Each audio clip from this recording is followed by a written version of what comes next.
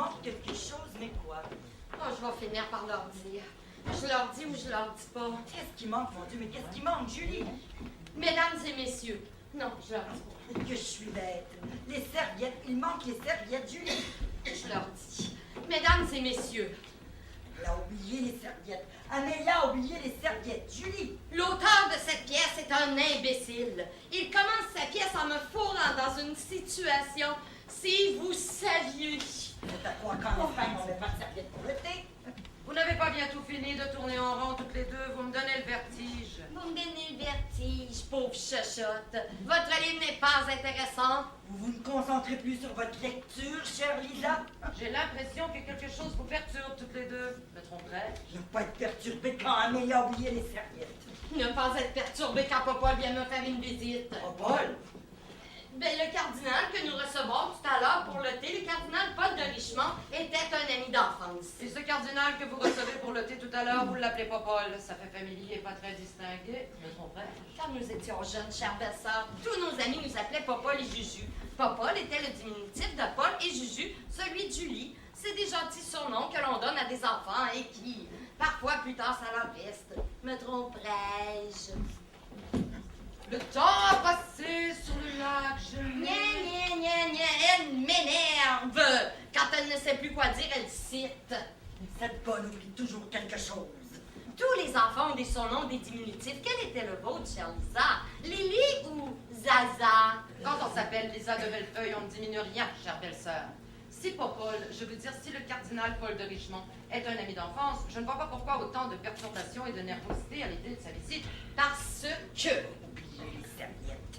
Vous devriez être ravi de sa visite, au contraire. Ça fait toujours plaisir de revoir un ami d'enfance que vous aimiez bien, il me semble. Non, l'autre jour, j'ai revu Sophie de Monciel. Ce fut un plaisir. Nous sommes allés prendre un cocktail au château Frontenac. Nous avons bavardé. Ça faisait un siècle. Oh, on s'en fout. Je vous l'accorde, je suis nerveuse et perturbée à l'idée que Papa vienne me faire une visite, mais le drame n'est pas là. Alors, où est le drame, chère Julie? Alors, où est le drame, chère Julie? Elle me tue. Vous ne vous rendez pas compte que Popol, mon ami d'enfance, est aujourd'hui cardinal? Je le sais que Popol, votre ami d'enfance, est devenu cardinal. Où est le drame, chère Julie? Où est le drame, chère Julie? Elle me tue! Un cardinal vient prendre le thé et Amélia a oublié les serviettes. Voilà le véritable drame, la véritable tragédie. Vous n'avez rien à lui envier, chère Julie. Comment ça, rien à lui envier? De rien, il est devenu cardinal. De rien, en épousant mon frère, vous êtes devenue comtesse. En épousant votre frère, je suis devenue comtesse. Mais Papa, là, ce bois Dieu, est devenu cardinal. Et un cardinal! Vous retardez de 3 siècles, ma chère Julie. À l'époque de l'informatique, il n'y a plus de différence entre un curé ou une comtesse. Tout le monde travaille pour vivre. Les temps ont bien changé, hélas! 3 fois, hélas. Hélas. Où est passé le temps où les cardinaux rêvaient de se hisser parmi les particules? Heureusement que nos ancêtres sont morts, sinon ils en mourraient. Assoyez-vous et détendez-vous et imaginez-vous que nous sommes toujours au bon vieux temps et qu'un cardinal vient vous demander quelques aumônes pour ses pauvres. Oh, parfois je vous donne raison, Lisa. Je m'assois, je me détends et je m'imagine. Quelques aumônes, non, ce n'est vraiment pas possible. Ciel, on dirait que quelques aumônes vous ont mis le feu au fauteuil. Ce n'est pas la visite de Popol ou les quelques aumônes qu'il pourrait me demander qui m'énerve. C'est notre situation. Il me croit sans doute encore riche et je ne le suis plus, vous le savez très bien. Pourquoi un cardinal ne comprendrait-il pas un revers de fortune, d'autant plus qu'il est un ami d'enfance? La pauvreté, ce n'est pas fait pour les riches. Être ou ne plus être? Oh, Lisa, taisez-vous.